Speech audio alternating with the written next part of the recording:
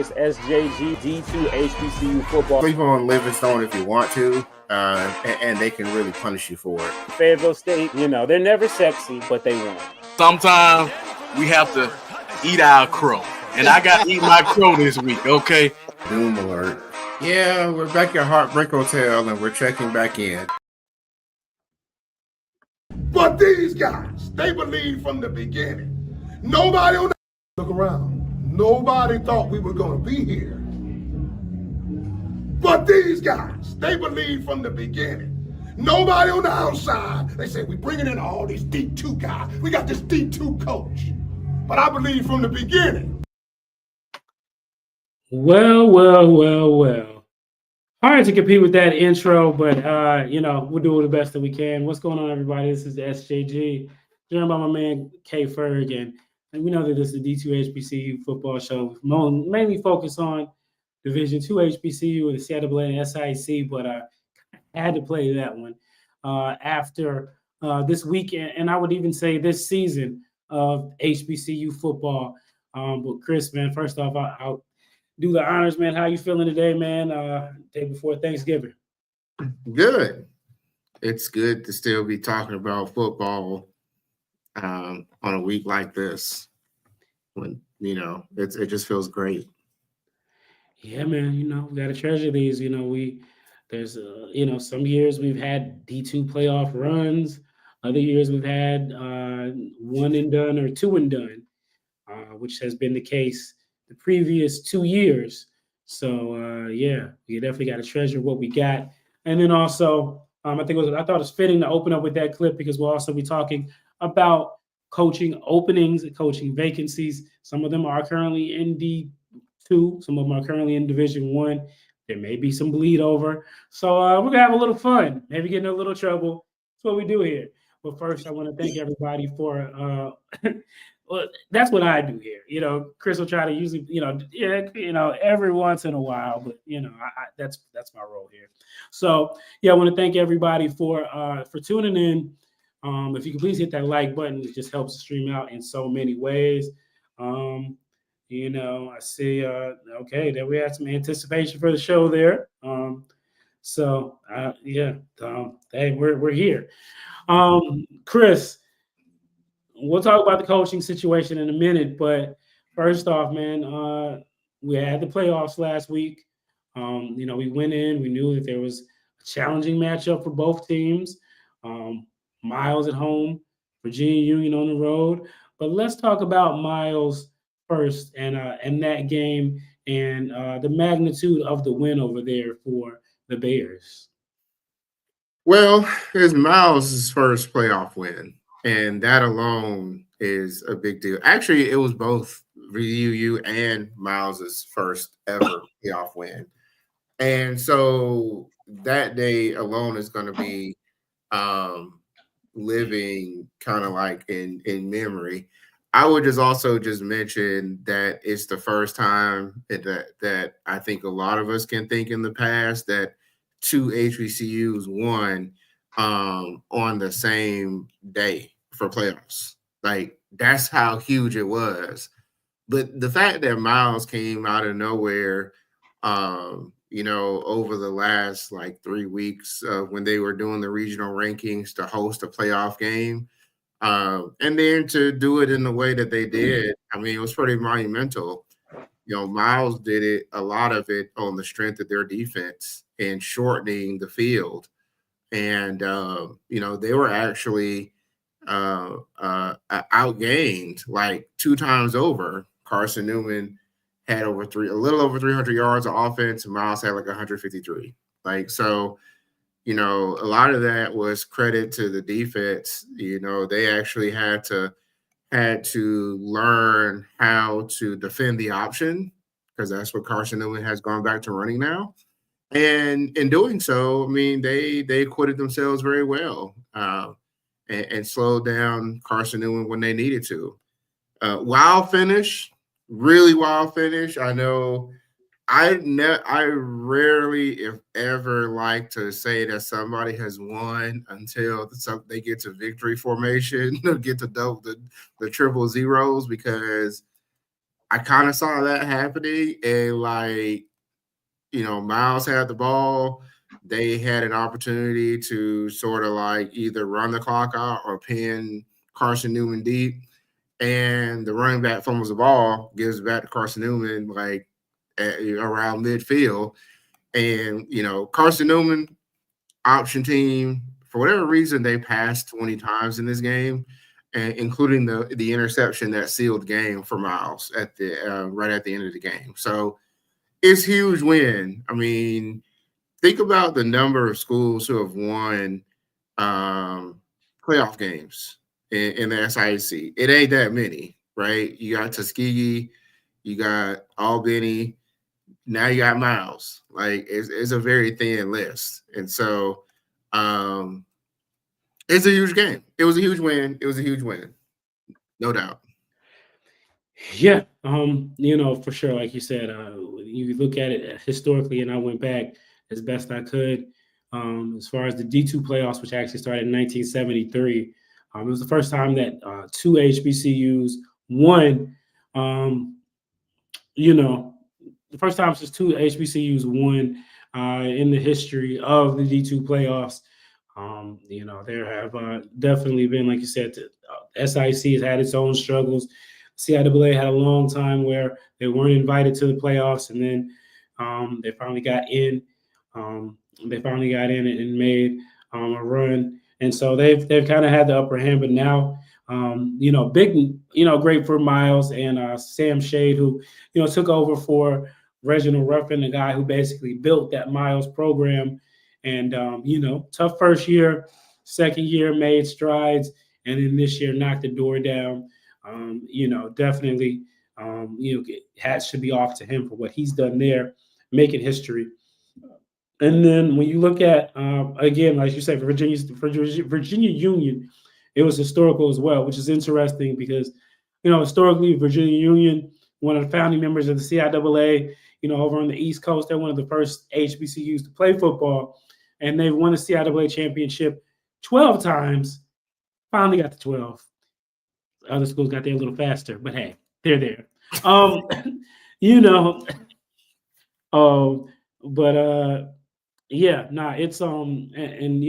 last 2 years in a row they had been. I went to the championship game at Wingate. I'm sorry, the game that they played at Wingate 2 years ago, and they were you could just tell their lack of a passing game. They couldn't out-muscle Wingate like they was able to out-muscle CIAA teams. And then for this year, and then last year as CIAA champions, didn't do much better on the road. So now they get to get a chance. They had to go on the road to Wingate. I understand that there were some folks there, not only Union supporters, but other folks as well too. Just talk about the knocking down the door for Virginia Union and Coach Parker and those guys. Yeah, so we kind of joke around about VUU, we joke around more about Wingate and how Wingate has just been sort of like that villain when it came to HBCUs over the last like 10, 15 years. And rightfully so, right? Wingate has really elevated their game when it comes to football. And so, not a lot of hope going into this for, Wingate's a 2 seed, and VU kind of got into the playoffs at the last minute after losing that game to Virginia State, and then, getting the rubber match in the championship game, CIAA championship game. But it was like if they're going to win, they're going to have to win through the air. Like that's the only way this is going to work out, because teams continuously key in on stopping Jada Byers and the run game. And by goodness, they did it. They took to the skies. Mark Wright went through and had a really good stretch when it came to like the first half. It was 21-20 VUU going into the half, and then he threw a pick. When VUU was driving, he threw a pick at the end zone. So then I think he got like banged up or something. So in comes RJ Rosales, to lead the offense. And a lot of people may not have realized this, but RJ was actually the starter when they opened the season. He started at Kentucky State, and then he was part of the portion of the Hampton game when VUU was leading Hampton, and then he got hurt, and that's when Mark Wright came in. And so in a scenario like that, you throw this guy in there who has been in a higher profile game, and I don't think Wingate was ready for that because RJ has a different skill set. He's a little bit more of a scrambler when need be. He can pass the ball, but Mark Wright's more of a pocket passer. And so in a scenario like this, you throw something a little different. RJ comes in, converts third down and fourth downs to get them to overtime. That's after Wingate got a safety to lengthen the score to 7 points and get to overtime. And VUU, I mean, they made it count, holding Wingate to a field goal and going in for a touchdown. I mean, it's a huge win for VUU just because, yeah, they've been to playoffs 3 straight times, and it's like, can they get through with, you got Jada Byers on his last run, no pun intended, but if you're going to do it, you got to do it now. And they did. And so it just felt good. I know when I looked at some statistics, VUU outgained Wingate. They had over 400 yards of offense. It was the most yardage that Wingate had given up to an opponent this year, and it wasn't even close. The next closest was like by 70 yards. And so that just speaks to, the coaching staff that not only knew how to game plan, had the people to do it, and made adjustments. And we talk a lot about, like, can coaching staffs make adjustments? And over the last couple of weeks, you've seen VUU staff do exactly that, finding different ways to get the ball to Jada Byers and not being totally relying on the run from him to get production.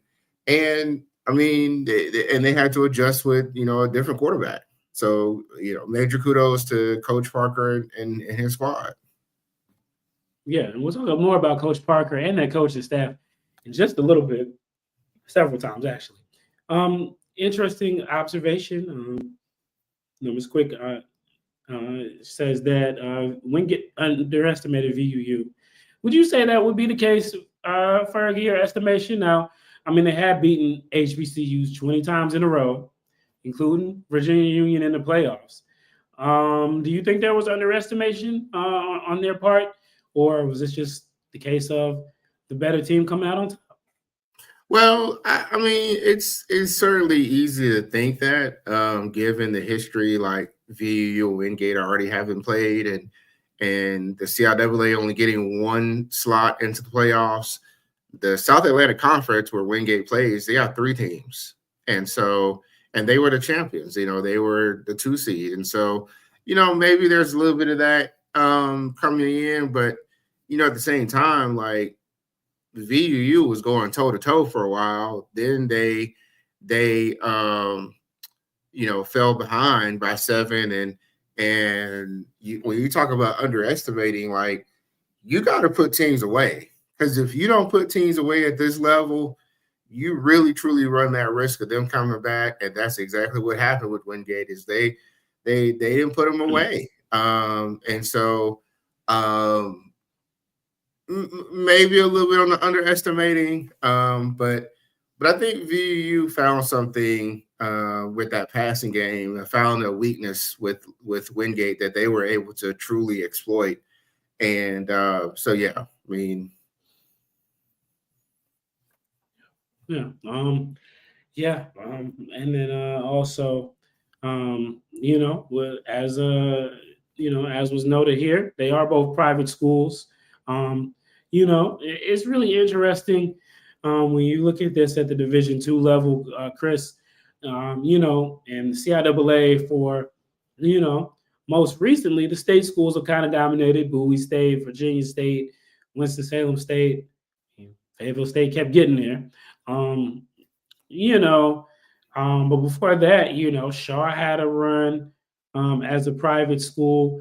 But now, we look back, you see VUU where they are. You see Johnson C. Smith private school, looks to be on their way up. Even Livingstone, 6 wins this year, private school. What are your thoughts on the private schools at this level? Is there an advantage there? Is there a mobility there? Or is there added difficulty in your estimation? I think there's some added difficulty. I mean, we're seeing private schools across the Division II landscape closing. It's been one off season after another where we've had like a very successful Notre Dame college program that closed. Urbana, they had decent football, they closed, and so and because it's an area of interest for me, like just seeing like more of the private schools and how they function. I mean, there are schools that have like over 50% of their student body who is athletes, right? I think like Erskine, who I don't think Erskine won a game this year, and Elizabeth City beat them. They're like, I think it was like over 70 or 80% athletes. Wow. As a function of the population, student population. So it's a real challenge when you're looking at like, at the small school landscape and keeping athletics going. And, I think with, VUU's president, I think he's trying some unique things to attract players and attract students to come to VUU, which really helps. They do have an added difficulty due to recruiting, but they also, because they all charge everybody the same thing, like VU, for example, they have recruiting pipelines that are like, not just going north to like New Jersey, but also going south to like Florida. I think you now see more of like JCSU went to the transfer portal. Shaw goes to places like Atlanta. So does Livingstone to get, players. And so there is two ways to sort of look at that, I would say. But I think VUU and the strategy that they seem to have as a school to try to expand the number of programs that they offer, it is a bonus to try to get, the talent in the door. So yeah, even I did hear Robert Massey over at Winston-Salem State talking about expanding, the area that they recruit as well too, even though they're a state school. You kind of have to do that these days, especially with the transfer portal and all the changes and reloading, and we're gonna get to that too. So let's so we got the review of what happened last week. We'll look ahead to next week in a little while, but we do have right now officially in Division II football, we have 2 head coach openings. Excuse me, one at Lane College over in Tennessee, and the other at Elizabeth City State University. So we've got those 2 openings right now. Those are the only 2 D2 HBCU openings at the moment. And I say at the moment, Chris, because we just had some breaking news over the weekend. Prairie View A&M, they parted ways with Bubba McDowell, who was the head coach there for 3 seasons. Up and down, solid in the SWAT, but not a great record overall. And they parted ways with him. And then on Tuesday, we learned that Norfolk State University is parted. Well, first they said they reassigned Dawson Odoms, and then they said they relieved him. So all we know is he's not going to be the head coach next year. So, obviously, we opened up the show with so those are 2 jobs that are Division I, but they could impact the D2 world. Obviously, we showed when we opened up when Chinnis Berry, who had a grip hold on the SIAC. And I'm sure those folks are glad to see him gone outside of Columbia. But we also have, excuse me, guys, still on the weather. We also have the success story that he had in year one. He went from being, can he do it at the D1 level, to being the champ. Just, did you think it would happen this quickly, Chris? No, I mean, I didn't. I think that the fact that he was able to, pull, some of those players were at Benedict and going to South Carolina State. You just never know, but I think that just speaks to, the difference being between Division II and FCS, like the lower levels of FCS, is generally depth. It's not talent, and so the fact that he was able to bring folks over and do what he did with more resources, more depth. I mean, it speaks volumes. I didn't think he would do it this quickly, given that you have like North Carolina Central, that heavyweight over there, and but he did. So it's pretty awesome that he's done what he's done. Yeah, and so got this while I was down there. Shout out to Coach Barry, 19-time MEAC champions, and he did it in year one. So he's added that to his repertoire.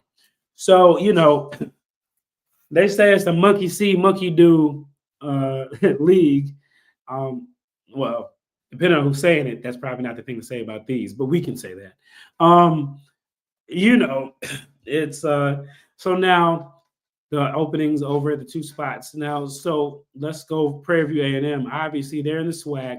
Not as much D2 connectivity in general as there is over in the MEAC, but there is a coach. Currently coaching at a Division II school that's getting ready to play an HBCU that went to an HBCU. His name is getting tossed around there. Tremaine Jackson, head coach over at Valdosta State. Some people are saying, maybe Prairie View's a spot for him now. He went to Texas Southern, rival of Prairie View A&M. But, if you look at their history, they got to trade people back and forth. Dr. Charles McClellan, I believe, was a Prairie View graduate, was the AD over at Prairie View A&M before he became the SWAC commissioner. So there's that. Chris, what are you hearing, or any type of scuttlebutt about the possibility of Coach Jackson moving on potentially to D1 jobs? I mean, I don't know. He's only been there for 3 years, but and Valdosta State is a place where you expect success. What are you hearing anything? Hearing any whispers? Is there concern? Like, kind of what's the word on that end? I don't know about Coach Tremaine and that, but I think that for him, he's kind of doing this in a kind of an unconventional way. We're starting to see more Black head coaches getting opportunities at PWIs. Think about the fact that, like, Wingate, their head coach is Black. So you had Rashawn Jordan at Wingate, Tremaine Jackson at Valdosta, and the two HBCUs out of 17, 4 of those are Black head coaches now. And so you got this situation where, these coaches are seeing success. Does that lead to opening some doors in some other ways? And of all of the schools, Tremaine's got, certainly the biggest ability to be very visible in that scenario. Now, do you go from a Valdosta to a Prairie View? I don't know. I mean, it's a payday, definitely. I think some of that's just going to depend on things like resources, what's available to him. in order to win. And so, it's a different animal. Like just being at the FCS level, especially in the SWAC and the MEAC, it's a totally different level. So I don't know if Tremaine is really the one. I thought you were going to go in the direction of like Henry Frazier because he got his doctorate from Prairie View, and so does he go back and make that jump back into the FCS ranks by getting poached and going to PV? So yeah, I don't know. I think maybe PV may try to go out to coordinator or something like that, because it's kind of far to look all the way east like that and try to bring somebody home. But hey, it could happen. Great thoughts there. Everybody, feel free to chime in on the chat as you guys are. Yeah, and then let's go a little further east. Well, actually, a lot further east, over to Norfolk State. Let's see. Yeah, we have Norfolk State. They replacing Dawson Odoms. He was there for 4 years, one winning season in 4.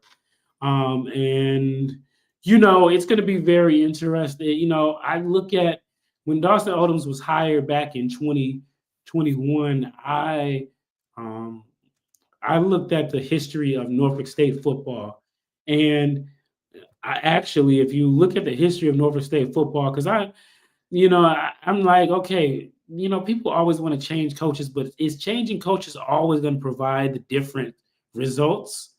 I think I look back at their history in Norfolk State, 1984, they won the CIAA championship. And then since then, 1985 on, they have 11 winning seasons since then. So he basically gave you about what you've been getting for the last 40 years. And I know people aren't necessarily happy to hear that. And, it's always you. It's never them. I get it. But, so they're getting rid of their coach. There is a coach. Well, there are 2 coaches, actually, in the state of Virginia that have success. I've said it on the show. I gave him my grade. And I'll say it again. Virginia State was the 4th best team in the CIAA last year, this past season. They were. You're not going to convince me otherwise. And they fumbled it last year when they were probably the best team. But you got Henry Frazier, and he's been there at the Division I level at Prairie View, and then also for a brief stint at North Carolina Central. He's over there at VSU, and he gets to pick up all those grad transfers and do grow them in things, as he likes to say. But you got to feel like a guy like him. Maybe he's ready to go back to Division I. And then right across the road, right across the line, and is that in Henrico County? I can't remember. You've got. I'm sorry, it's the city of Richmond. You've got Dr. Alvin Parker, who is at his alma mater, Virginia Union. He's been there since 2018. A lot of success, back-to-back CIAA championships, now a playoff win. Could you see either of those guys potentially sliding over to Norfolk State and taking the job? What say you, Chris? Well, it's hard to the allure of Division I and the salary that comes with a Division I job. It's kind of hard not to consider doing it. A coach at Division II level, they're making between 100 and 130 or so. Dawson Odoms, I went to go look it up right now. He was making around 250. It was a similar jump with, all these coaches that have had success in Division II and make that jump. And so, it's hard to turn around, not take $100,000 raise. You can't fault anybody for doing that. Is it worth it? Is it worth the trying to build something? Only they can answer that. I mean, Norfolk State, where coaching careers go to die. Oh gosh. It's a slow build. I mean, you look at Damon Wilson, right? He went to Morgan State. I mean, they just got to 6-6 this year. And it's been a slow build over there.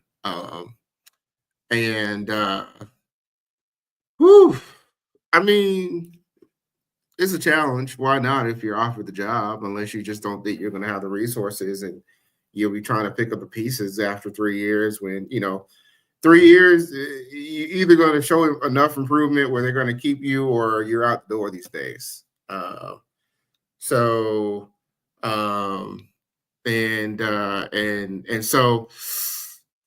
why not? And Chuck makes a great point. Good to see you, Chuck. One of my co-hosts on Inside D2 Football. And yeah, if you're trying to look out for your assistants too, you make that move to look out for them as well. But Norfolk State's they've been hard on their luck. So why not? Why wouldn't you attempt it? Yeah, there's just a handful of assistants. Just a handful of winning seasons for Norfolk State since they moved to Division I. I mean, hell, let's be honest, they weren't lighting it up in the CIAA a lot of those years either. I think Norfolk State, when you look at that job, one of the things you're looking at is the difficulty in recruiting. Everybody says they're in a talent-rich area. They're in the 757 in Norfolk. Everybody goes there for recruiting. That's part of the problem. You got the Power 5 guys, and they're going to come and get what they want. And then you got the G5 guys. You got Old Dominion now in your backyard, which you didn't have, back in your heyday. You've got James Madison. You got Liberty. Mm-hmm. That's a thing. People go there. Yeah. And then, I mean, a lot of times to me, it seems like you're competing with Virginia State and Virginia Union a lot of times for players. Let's just be honest. The other thing, though, to keep in mind, and I keep seeing this now, is the cap on Division I players. Mm-hmm. So, I mean, some of that has the opportunity to trickle down and help, not just the D2 schools, but also some of the FCS as well. So that's something else to think about because, like this year, Division II, like it's been a lot of parity, like across the board. And you see some of that at the Division I level as well. And that cap has the ability, if you're a really good recruiter, and both of the doctors, they have an eye for recruiting and development. And let's say Dr. Parker goes, right. Well, guess what? One of his staff members from before just got released from ECSU. You had the opportunity to pick him back up. You can take Reginald Vick with you. That's right. That's right. You got a Reginald Vick who, the wide receiver for Virginia. Who might be going D1 one way or the other. So why not with his coach? Yeah, I mean, so there's a lot of talent. They have a lot of talent in offensive line, defensive line. I mean, and they've shown that they can play with Hampton, right? So, I mean, there may be room for those guys as well. So, yeah, why not? Yeah, I was talking with an AD today, and we were talking about this, and the name Connell Maynard came up. And, so the thing about this is that I don't think a lot of people get. Connell Maynard, if you remember, he came to Winston-Salem State University as a first-time head coach. He was offensive coordinator at Fayetteville State. Came to WSSU when they were transitioning back completely to the CIAA in Division II. So they had a little bit more resources. They had, a lot of things going for it. One of the biggest things they had going for it was that Bill Hayes was hired as the athletic director. And Bill Hayes is a football guy. He's in every Hall of Fame. He'll soon be in the College Football Hall of Fame. And he was his AD, and he was kind of his godfather, and so there were things that Bill Hayes did for Connell Maynor, as far as helping him construct the staff, keeping that staff together, helping knowing the recruiting pathways and all those things. And he had great success there. He was the perfect coach for that system. But then here comes the D1s come along. Hampton wants to give him a bag. They could pay, and Hampton could pay him more than WSSU could pay him. So he goes to Hampton. And he was paid very well in Winston State, by the way. He was paid like $160K at the time. Good money. Good D2 money, though. And see, that's the thing, Chris. That's the thing. Two things come up here. But anyway, once Bill Hayes was taken out of the equation for him at Hampton, it wasn't a great situation for football. They haven't been a great situation for football. And then he comes over to Alabama A&M, and that's another program that, they haven't really had a lot of success in Division I. They had a couple years where they were runner-ups, and then they won the Division I one year. But there's no Bill Hayes there. Now, what does Dr. Alvin Parker have over? Who is with Dr. Alvin Parker over at Virginia Union? He's got Joe Taylor. Joe Taylor, another godfather. Another godfather, another guy in the same ilk as Bill Hayes. And so now here we have a decade later, possibly the same situation laid out in front of them. You're going to go to D1, you're going to get more money, but you're not going to have that godfather right there in your back pocket anymore. And I think everybody, and I think there's that allure, and there's that allure of everybody wants to be D1. Let's just be honest. From players to coaches, everybody wants to be D1. Everybody wants to taste it. And, if the job is offered to him, would he say, hey, I'm good where I am? Or is he going to step up and say, hey, maybe I'm the guy that can do what nobody else has done in 40 years and turn Norfolk State into a winner? The last guy that did it actually came from Virginia Union, Willard Bailey. But, so interesting points when you look at that, for sure. Now, here's the other thing. So we'll get back to coaching in a second. We also have, let's just knock the coaching thing out at the same time. So we have, again, there's a lot of conjuncture here, but hey, we only do a show once a week, and whole things, and a lot can change in a week. So if Dr. Parker leaves, who replaces him? If Dr. Frazier leaves, who replaces him? Chris, it's always the next man up thing. VUU, who would be a potential replacement for Dr. Parker in your eyes? Somebody on staff there, somebody who's previously been on staff there. Curious. Well, I mean, you would think that, like, let's say,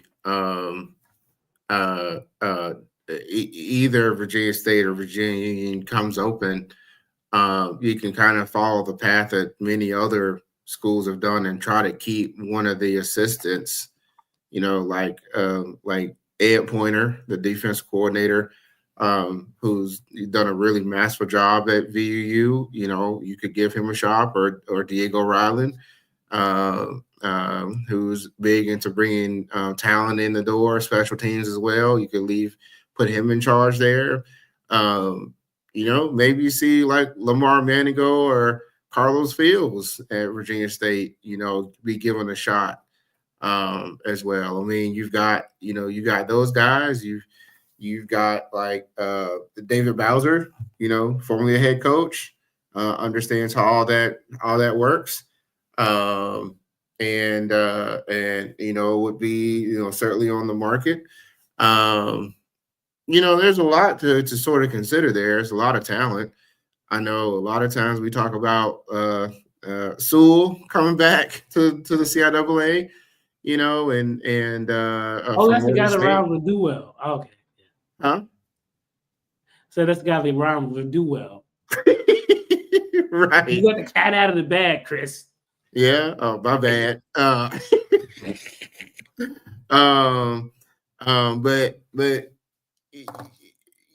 I mean, they could, but if you have the opportunity James John's question, if you have the opportunity to be a head coach and you get a salary increase at the same time, I mean, you have a lot of players who could, um, try to keep some of those players there. Absolutely. You would take that chance. Why wouldn't you? I mean, unless you just don't want the responsibility, and some people like that, but I don't think any coaching staff lacks for ambition. I think that on every coaching staff in football, there's 5 guys that think they could do just as good a job, if not better, than the guy that's in front. So I mean, hey, I mean it's good. It's good talent out there in the CIAA and the assistant pool. It's just a matter of seeing who wants to step up. Yeah. Speaking of stepping up, shout out to Miak Mike with the super chat. I appreciate it. Keep up the good work, fellas. Morgan State remains the king of the CIAA. Yes, Morgan State still has the most championships in CIAA history with 19. Right now, just Winston and Virginia Union are tied with 12. So we'll see. Yeah. Look at Coach Barry, the bag for he and his assistants as well. Again, it's that allure of being D1 is too much for most people to pass up. So we shall see. Speaking of being D1, we got some transfers. Some folks are in the transfer portal. Surprise, surprise. Everybody from Lincoln's at the transfer portal.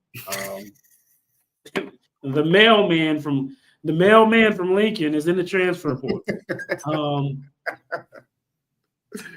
Yeah, and Johnson C. Smith, they had great success this year, but like we say, that transfer portal giveth and it taketh, and it's taketh away from JCSU. Chris, you want to talk about some of the guys you've seen in the portal and what you expect to get out the portal this year? Well, the last time we talked about this, we were talking about Isaiah Freeman, who is from Lincoln, the quarterback who is now getting interest at the Division I level.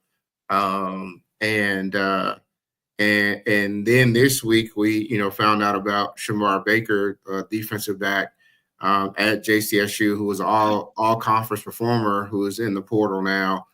Of interest, of note, is quite a few of these guys who are in the portal are they have 1 year left and they have a redshirt year in addition to that. So it is a scenario where when I look at a situation like that, that's somebody who's just got their degree, and they may not have the academic programs that they're looking for, and so they kind of have to go somewhere else to do that.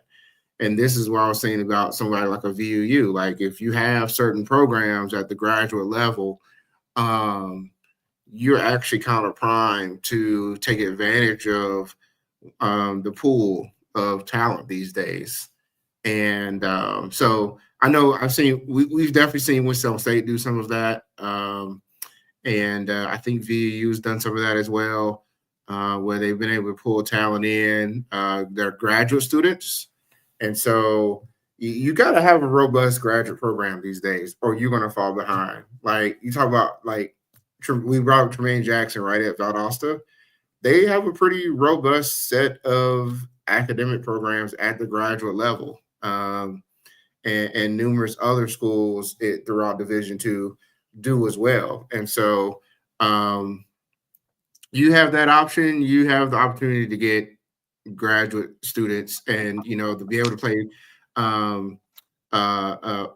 5 years to play 4 years, and then the COVID year on top of that for the Division II model. And somebody redshirts, they're going to graduate. They still have a year left to play, and that's what I think a lot of these folks are, especially at Lincoln. And these are folks who have 1 year left in a lot of cases, and looking for somewhere else to go. They may go Division I. They may go somewhere else in the CIAA. Yeah, the portal leaves no stone unturned. My theory is that anybody who makes a first down or breaks up a pass is going in the transfer portal. They better be careful. They better be careful though, because we've seen time and time again. You go into that portal, you may not come back out. Your career might be done. And again, as we just talked about, that cap on Division I players. I think it was like Nebraska's coach I saw, they're going to have to give up like 40 or 50 players because they can't keep them. So there's going to be a lot of folks that they're looking for somewhere to go. And so you may not end up going anywhere. You may be stuck. Looking for love. And they better not burn bridges either. I mean, like Keemon Pope, he for Virginia State, he transferred to USC Pembroke, and he ended up coming back to Virginia State. I mean, so you just never know. You gotta live and learn before your bridges burn. That's what Joe Public said. All right. So, and then we also do have this is award season. So in D2, the award is the Harlon Hill Trophy. It's the D2 equivalent of the Heisman Trophy. Chris, we got quite a list of athletes in the CIAA and the SIC who are up for that. Your thoughts on some of the names out there, some guys who may have a shot, or at least it's nice that they got mentioned. Let's say that.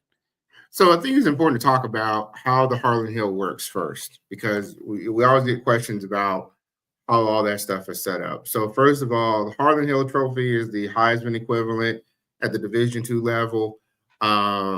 Offensive and defensive players can be nominated. Defensive players have won, but the last time it really happened was like the 90s. So it feels like more of an offensive award. And over the last couple of years, we have seen defensive players finishing very high in the voting. Only one person per school can be nominated. So for example, like Johnson C. Smith had Benari Black, the linebacker, who was nominated. I mean, you easily could have had like a Brevin Caldwell or Darius Ocean or Jack Smith. Any of those guys certainly had the season to be nominated, but they can only nominate one. So they went with Benari Black. 114 tackles, 14 and a half tackles for loss, and 3 sacks on the season. Like, great numbers, excellent numbers. Jada Byers is on the list. Jada, he was a finalist in 2022, and he's back. He's actually the number 2 leading rusher in the country, number 2 in all-purpose yards, number 2 in rushing touchdowns with 24. So the guy that he's behind is Shavon Wright at Charleston in Super Region 1. And Shavon has like 2,200 yards of offense. So with Jada being at about 18, almost 1,900, a little bit behind. But in terms of advancing, only 2 people from each region advanced to the final vote. So, given that Shavon's in Super Region 1, Jada is certainly a very good candidate to go into the finalist voting as well. There's a name out there that really stands out from last year, Sammy Edwards at Valdosta State, quarterback. His numbers are not as good as they were last year, and a lot of that has to do with the way Valdosta sort of has tuned their offense this year. And, in response to that, a couple of names that really stand out on offense. David Wright, fifth in the country in total yards, over 3,300 yards, and 30 touchdowns. And then Isaiah Knowles, a little bit less in yardage, 2,600 yards, but 32 passing touchdowns. And that was actually the fourth. He's also fourth in points responsible for in the country. And so it is very possible that, that you have two HBCU players in the finals. It's very possible. Is it likely to happen? I don't know, but the numbers are there. The numbers are certainly there. So, yeah, man, I just don't. To me, after Amir Hall not winning in 2018 and then Jada Byers not winning in 2021, 2022, I'll just have to believe it when I see it. But congrats to all the players. Congrats to all the players who are on the list. Don't let me poo-poo your dreams. But let me just mention something about that.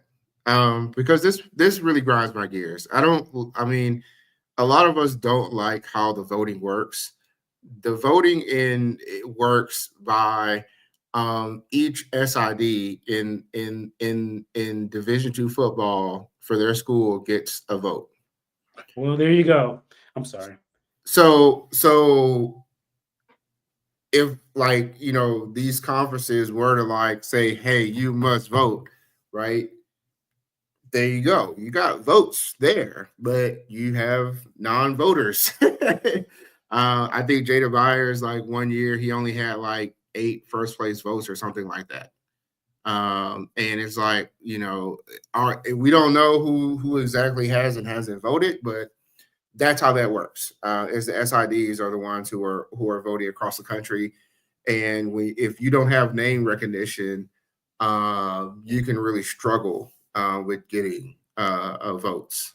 And Jada Byers has had enough in name recognition, at least, that sort of like what happened with Amir Hall, what happened with Trent Cannon, there's enough name recognition for him at a minimum. I'll ride with it. So, all right, guys. Appreciate everybody for tuning in. Please hit that like button wherever you are. Shout out again to Mia and Mike for dropping the super chat. We definitely appreciate any of those, appreciate everybody that tunes in every week. I know we did see a question from Breaking Down the Bulldogs. I'm not sure if he's still here. I don't have any plans to go. Unfortunately for me, the HBCU Legacy Bowl is always their CIAA, and CIAA is going to win.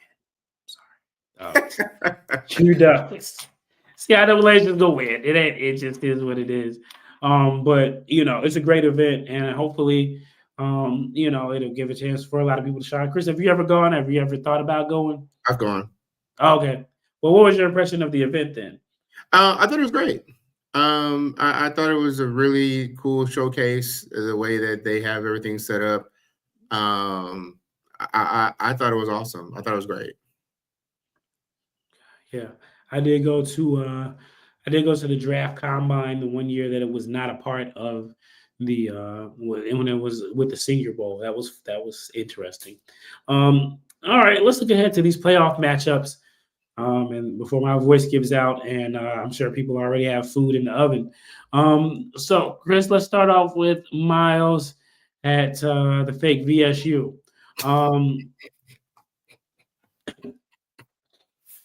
Because we've heard about the fake VSU more than I'd like to talk about, but since they're actually up here, tell us about this version of the D2 HBCU football ringers. Well, there's only one VSU in this corner of the world, and that's Virginia State. But Miles is going up against Valdosta, who has now entered the chat for the playoffs. They are the 1 seed. They had a bye last week, and the fact of the matter is but also's got a lot of offensive weapons, and they're going to have to figure out, if you're Miles, you're going to have to figure out how you're going to get some offense. 150 yards ain't going to cut it against Valdosta. Miles's defense is good to kind of slow them down some, but Miles, they average almost 30 points a game. They're going to need that to even have a shot in this game. And unfortunately, I don't think they're going to have it. But we'll see. So, Chris, would it be I don't know, be fair?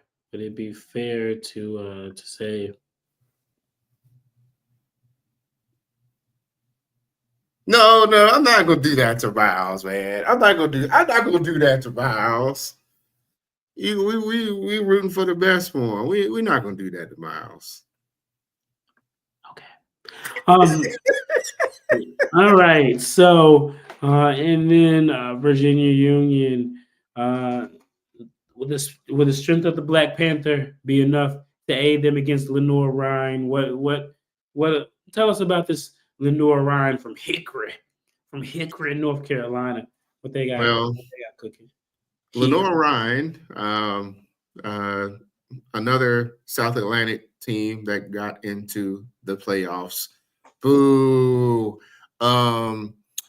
They actually had to survive a 10-point deficit against West Alabama in order to get to this round. And what's kind of unique about what they were able to pull off is they've all but abandoned the run. They had some injuries earlier in the season, and so the running game just hadn't really been there. And so Jalen Ferguson, no relation, he passed for like 411 yards. It was a career day for him in a game like that.